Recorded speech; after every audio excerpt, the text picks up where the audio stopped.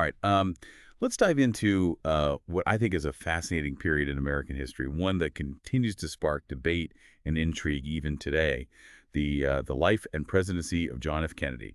It's remarkable to think that despite only serving less than 3 years, JFK maintained a 70% approval rating, the highest of any modern president. Mhm. What do you think contributed to this enduring popularity? That's a great question, and one that historians and analysts have been grappling with for, gosh, decades now. To really understand JFK's impact, we really need to go beyond just the Camelot myth and explore the man behind the image, the politician navigating a really turbulent time. Exactly. So for this deep dive, we're going to be looking at his early life, tracing his path to the White House, and then we'll dissect some of the key moments of his presidency, all building up to that fateful trip to Dallas, which we'll cover in our next deep dive.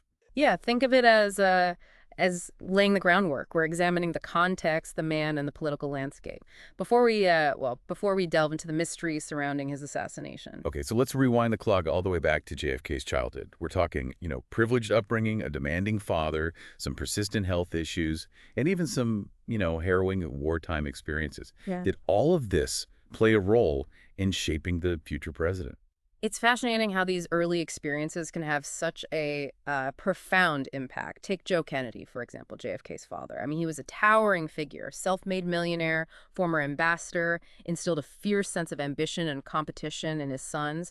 He expected greatness. I mean, that pressure undoubtedly shaped JFK's drive and determination. It's almost like a classic story, high expectations, weight of legacy. But privilege doesn't always equal a smooth ride, right? JFK battled chronic back pain and Addison's disease throughout his life. These weren't, just minor inconveniences. They were serious conditions that must have tested his resilience. Absolutely. And then of course there's World War II. JFK's wartime experiences, particularly the PT-109 incident, solidified his image as a war hero, and that narrative played a significant role in his political rise. I mean, can you imagine being a young lieutenant in the Navy, your patrol boat rammed by a Japanese destroyer, Yeah. and then leading your surviving crew through, shark-infested waters to safety? That's uh, it's a story of incredible courage and leadership, the kind that really captures the public imagination. Precisely. It became part of the JFK legend. But even with a war hero's story, and a powerful family name, the road to the White House was far from easy. In 1960, senators rarely won the presidency, and on top of that, he was Catholic. The U.S. had never elected a Catholic president before. Yeah, so he was really breaking barriers left and right. How did he manage to overcome these obstacles?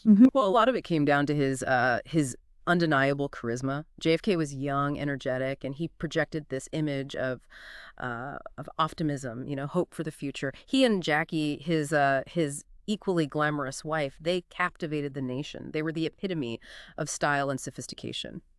And his choice of Lyndon B. Johnson as his running mate, Yeah. that was a strategic masterstroke, wasn't it? Absolutely. By selecting LBJ, a seasoned Texan politician, Kennedy balanced the ticket and appealed to Southern Democrats, a crucial voting bloc at the time. Okay, so we've got the charisma, the political strategy, and then there's that legendary 1960 election against Nixon. Wasn't that the first televised presidential debate? It was, and it really changed the face of American politics. I mean, the visual contrast between the youthful, tanned Kennedy and the pale, sweating Nixon, it played a significant role in shaping public perception. Kennedy understood the power of that new medium, and he used it to his advantage. And those razor thin margins.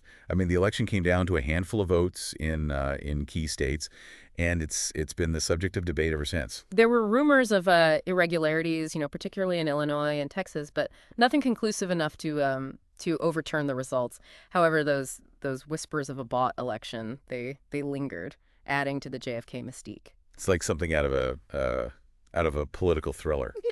So, setting aside those controversies, Kennedy takes the oath of office and steps into the Oval Office. Mhm. What were his priorities as president? What did he focus on? Domestically, he adopted a centrist approach, aiming to appeal to a broad coalition, which is understandable given his slim victory. He focused on stimulating the economy and addressing social issues. But centrist can sometimes be interpreted as kind of playing it safe. Was JFK was he a truly bold leader or more of a pragmatic politician? Just trying to keep everyone happy. That's a question that continues to be debated. On one hand, he pushed for significant tax cuts, which interestingly benefited even the wealthiest Americans. This was a controversial move, even at the time, and it challenges the traditional view of JFK as a champion of the working class. Tax cuts for the rich under JFK. Now that's something I didn't expect. What was the rationale behind that? The idea was to stimulate economic growth by putting more money in the hands of investors and businesses, a concept known as supply-side economics. It's a theory that continues to be debated today. Fascinating. Okay, let's shift gears a little bit to social issues.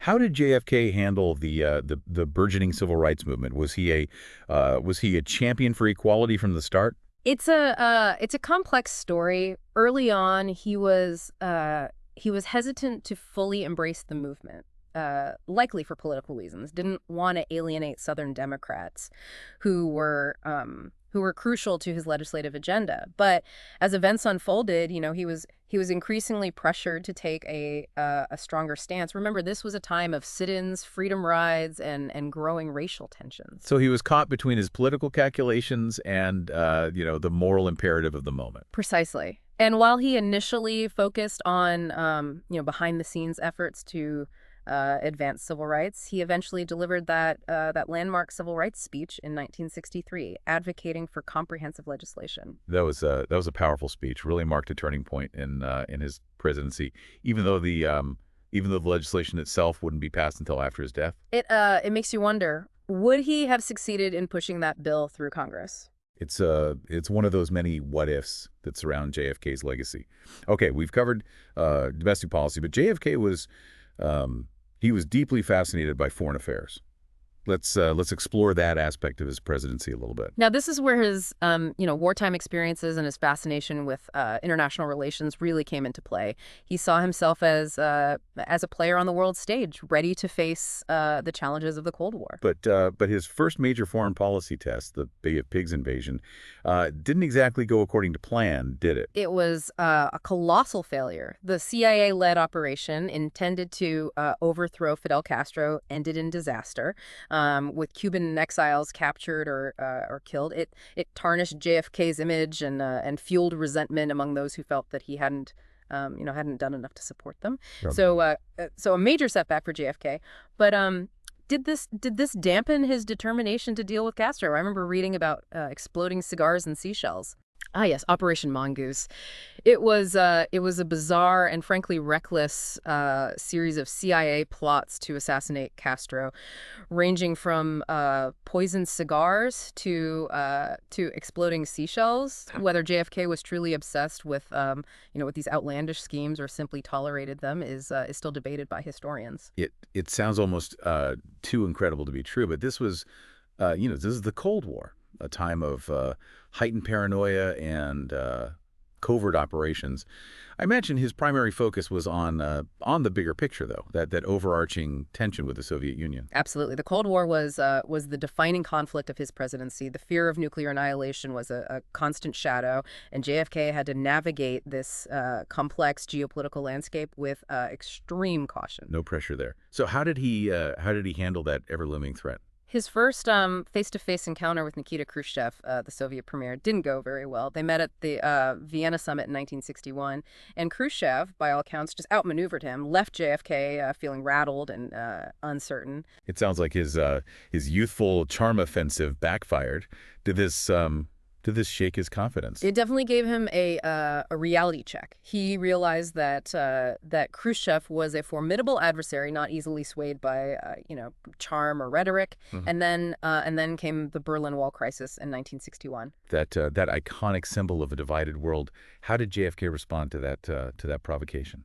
He condemned the wall's construction, of course, and he sent troops to reinforce West Berlin's defenses, but ultimately she chose restraint, opting not to risk a direct confrontation with Soviet forces. So a calculated decision to avoid escalating the situation, but did it make him appear weak on the on the world stage? It's a matter of interpretation. Some saw it as a necessary act of caution, while others viewed it as a symbolic defeat. But then came 1962, and the world held its breath as the Cuban Missile Crisis unfolded. Yeah, here's where it gets really interesting. This was JFK's defining moment, wasn't it? Absolutely. Those 13 days in October were perhaps the closest the world has ever come to nuclear war. I mean, imagine this. U.S. spy planes discover Soviet nuclear missiles in Cuba, capable of striking the American mainland. The stakes couldn't have been higher. Exactly. Kennedy convenes this group of advisors, and they spend days debating the best course of action. Some urged an immediate airstrike on the missile sites, but JFK was he was wary of triggering, a full-scale nuclear exchange. He opts for a naval blockade of Cuba to prevent further Soviet shipments. A risky gamble. What if Khrushchev called his bluff? It was a tense standoff. The world watched as Soviet ships approached the blockade line, and for days it seemed like war was inevitable. But then, in a dramatic turn of events, Khrushchev agrees to withdraw the missiles from Cuba in exchange for a U.S. pledge not to invade the island and a secret agreement to remove U.S. missiles from Turkey. It must have felt like a victory snatched from the jaws of defeat. It was, and it transformed JFK's presidency. He emerged as this symbol of cool-headed leadership, and his popularity soared. It's amazing how a single event can have such a profound impact on a leader's legacy. We've talked about the Bay of Pigs, Operation Mongoose, the Berlin Wall, the Cuban Missile Crisis. What about Vietnam? Wasn't that another brewing conflict during his presidency? Vietnam was a growing concern. The U.S. was already involved, providing military advisors to the South Vietnamese government, but the situation was becoming increasingly complex. And JFK was increasing U.S. involvement, wasn't he? Did he buy into that domino theory that if one Southeast Asian nation fell to communism, others would follow? It's difficult to say for certain what JFK truly believed about Vietnam. He was aware of the region's strategic importance, but he also expressed doubts and concerns about getting bogged down in a protracted war. So a sense of uncertainty, perhaps even reluctance. Did anything significant happen in Vietnam during his presidency that might shed light on his thinking? Well, just weeks before his death, there was a coup in South Vietnam.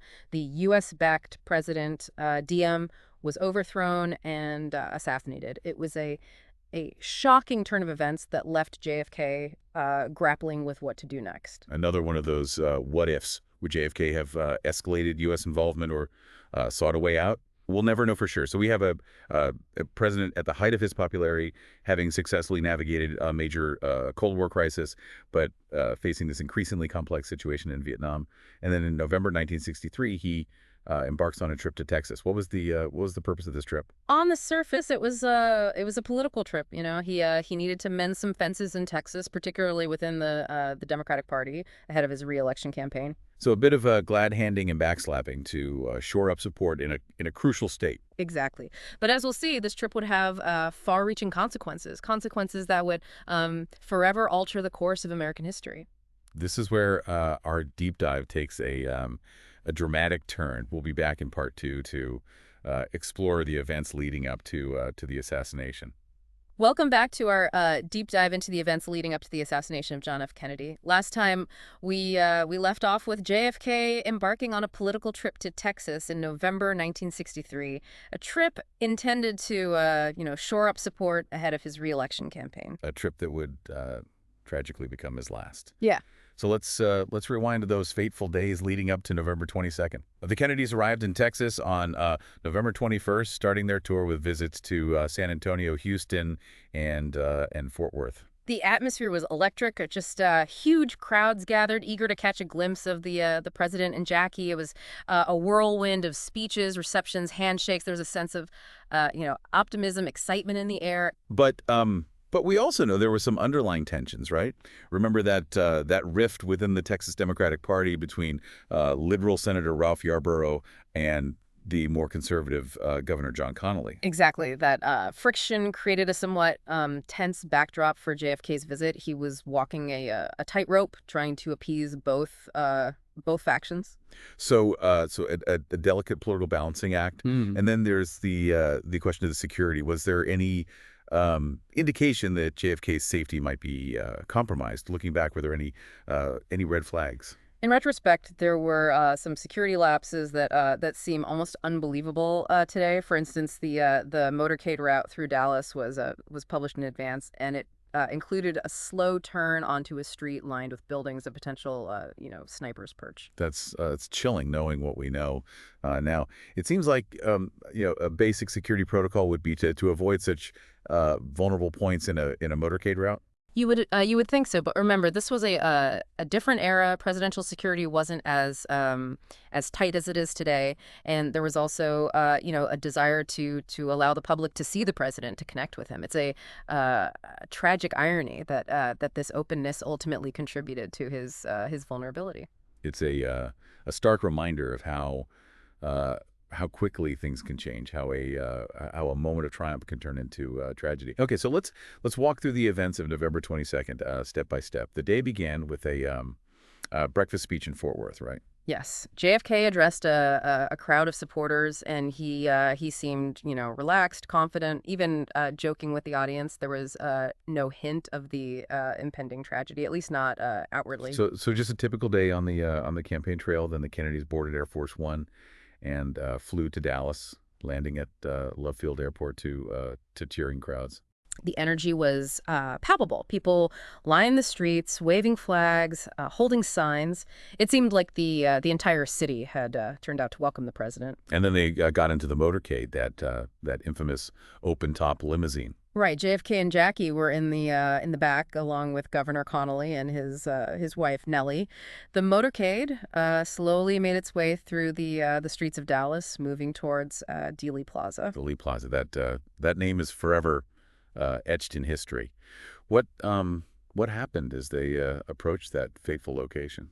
There were a few odd incidents reported by witnesses. Some people claim to have seen men with rifles on rooftops along the motorcade route, but these reports were dismissed as unsubstantiated rumors at the time. Eerie foreshadowing, knowing what was about to happen. Absolutely. And then as the motorcade entered Dealey Plaza, passing the Texas School Book Depository, shots rang out. Gunshots. Can you describe the scene? It was a moment of utter chaos. Witnesses described seeing a puff of smoke from a window on the sixth floor of the book depository. Some saw a man with a rifle. People screamed, ducked for cover. The presidential limousine, now speeding away from the scene, was a blur. A moment frozen in time, a scene seared into the collective memory of a nation. Yeah. What was happening inside the car? It was a scene of horror. JFK was slumped over, grievously wounded. Governor Connolly had also been hit. And Jackie Kennedy, in a moment of unimaginable courage and desperation, climbed onto the trunk of the speeding car, seemingly trying to retrieve a piece of her husband's skull that had been blown off. That's a heartbreaking detail, a testament to the sheer brutality of that moment. Did they make it to the hospital? They did reach Parkland Memorial Hospital, but JFK's wounds were too severe. Despite the frantic efforts of doctors, he was pronounced dead at 1:00 p.m. Central Standard Time. Governor Connolly, though seriously injured, survived. A nation plunged into mourning.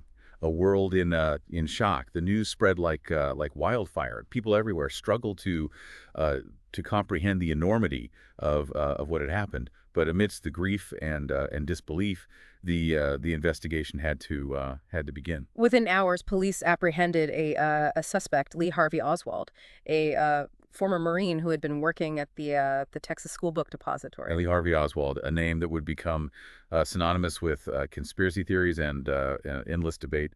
Did he confess? He denied any involvement, claiming he was just a patsy. But the evidence against him seemed compelling. His fingerprints were on the rifle found on the sixth floor of the book depository, and witnesses placed him in the sniper's nest shortly before the shooting. So a seemingly open and shut case.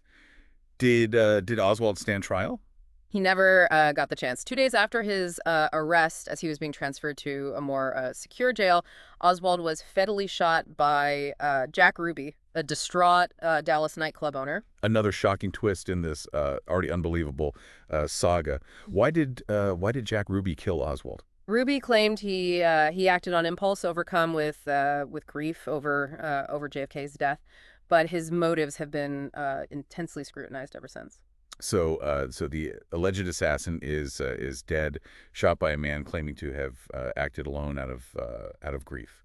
But did the public buy this explanation? Did the investigations end there? Not by a long shot. Despite the seemingly straightforward evidence against Oswald, doubts lingered, and the Warren Commission, appointed by President Lyndon B. Johnson to investigate the assassination, only fueled those doubts with its conclusion that Oswald acted alone.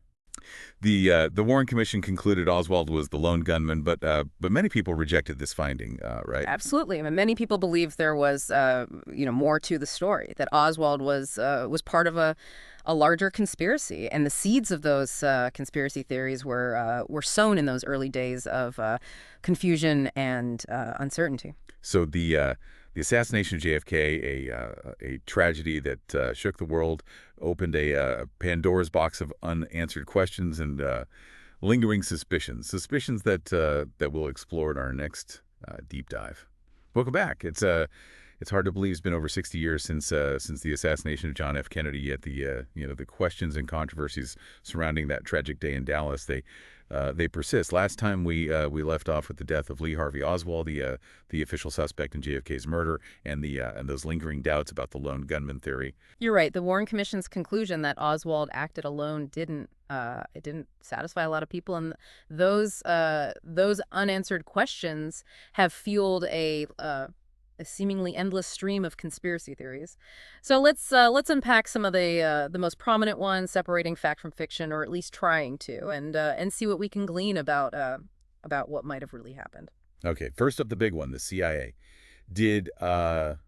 Did rogue elements within the agency orchestrate JFK's assassination? It's a theory that's gained immense traction over the years. The CIA, with its history of covert operations and Cold War interventions, it makes for a compelling villain in this narrative. Right, and we know JFK had his clashes with the CIA, especially after that Bay of Pigs debacle. Some even suggest he intended to dismantle the agency. That's a key point often cited by proponents of this theory. They argue that JFK's attempts to rein in the CIA those within the agency who favored a more aggressive stance towards the Soviet Union. So a motive rooted in power struggles and ideological clashes within the intelligence community. But is there any evidence to back this up? There's no smoking gun, no definitive proof, but there are some curious connections and unanswered questions. For instance, some point to the presence of known CIA operatives in Dallas on the day of the assassination. Okay, that's definitely intriguing, but coincidence doesn't necessarily equal conspiracy.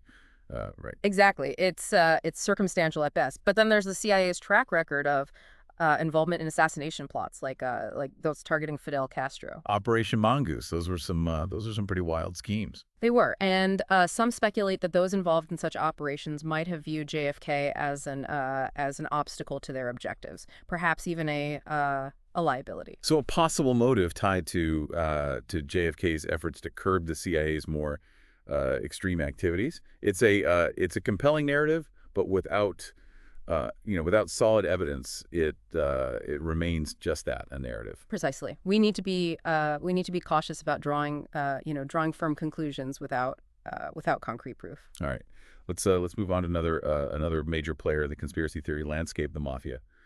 Did organized crime have it out for JFK? This theory stems from the complicated relationship between the Kennedy family and the mob. JFK's father, Joe Kennedy, allegedly had ties to organized crime during his days as a businessman and political operator. So a family history entangled with the underworld. But how does that translate into a motive to kill JFK? Some argue that the mob felt betrayed by the Kennedys. The claim is that Joe Kennedy sought the mafia's help in securing votes for JFK in the 1960 election. But once in office, JFK and his brother, Attorney General Robert Kennedy, cracked down on organized crime. Talk about a double cross. So the mob, feeling double crossed and vengeful, decided to take JFK out? That's the essence of the theory. They point to Jack Ruby, Oswald's killer, who had known connections to organized crime, arguing he was acting on their behalf to silence Oswald before he could before he could reveal a wider conspiracy. Another layer added to this already intricate web.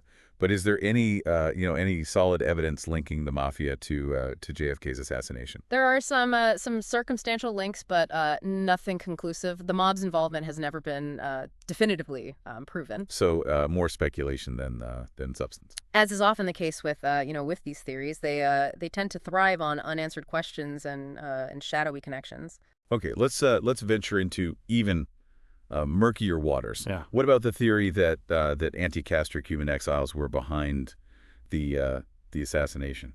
That's another popular one, and it's understandable why. Many Cuban exiles were furious with JFK over his handling of the Bay of Pigs invasion. They felt abandoned and betrayed, with some even openly calling for his removal. So their motive would be anger and resentment stemming from that failed invasion. Yep. Did any evidence emerge connecting Cuban exiles to the assassination? Some point to Oswald's alleged trip to Mexico City, Yeah. weeks before the assassination, claiming he met with Cuban officials there and possibly plotted against JFK. That's interesting, but haven't those claims been disputed? Yes, the evidence surrounding Oswald's Mexico City trip is murky at best. Some suggest he was simply trying to obtain a visa to travel to Cuba, while others believe he was meeting with various individuals, including Cuban and Soviet agents. It's a puzzle piece that doesn't quite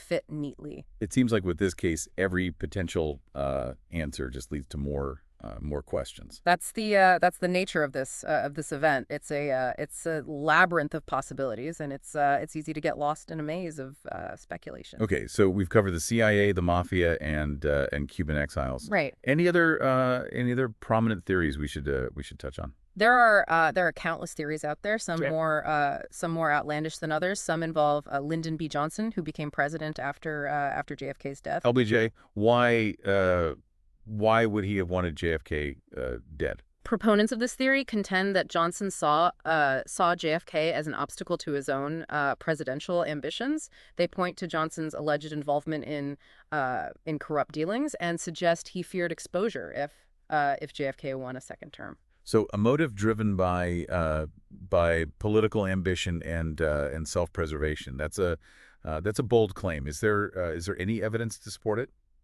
Not really. Most historians dismiss this theory as highly improbable. There's no credible evidence to suggest Johnson played any role in the assassination. It seems we're back to square one. We've examined some of the most well-known conspiracy theories, but none of them seem to hold up under scrutiny. So what are we left with? We're left with a profound tragedy and an enduring mystery and a case that continues to fascinate and perplex us all these years later. Maybe that's the ultimate legacy of JFK's assassination. A story that defies a neat conclusion, a puzzle with missing pieces we may never find. And yet the search for answers, the need to understand what truly transpired, that November day in Dallas continues to drive researchers, historians, and armchair detectives alike. It speaks to our deep-seated desire to make sense of the senseless, to find order in chaos. And in the absence of definitive answers, we're left to grapple with the possibilities, to weigh the evidence, and ultimately to draw our own conclusions. What about you? What resonates most with you about this event? What's your take on the enduring enigma of JFK's assassination? It's a conversation that will likely continue for generations to come.